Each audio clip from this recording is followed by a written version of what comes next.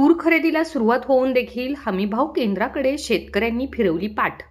शेतकऱ्यांना भाववाढीची अपेक्षा तर खुल्या बाजारातही मिळतो सारखाच भाव।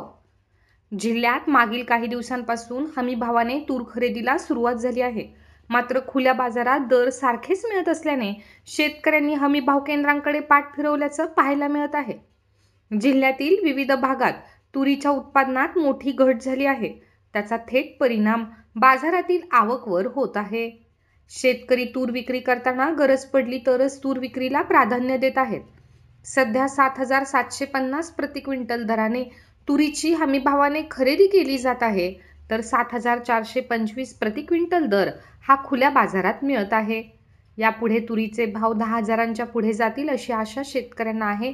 हमीभाव केंद्रामध्ये आतापर्यंत 5,840 शेतकऱ्यांनी तूर विक्रीसाठी नोंदणी केली आहे।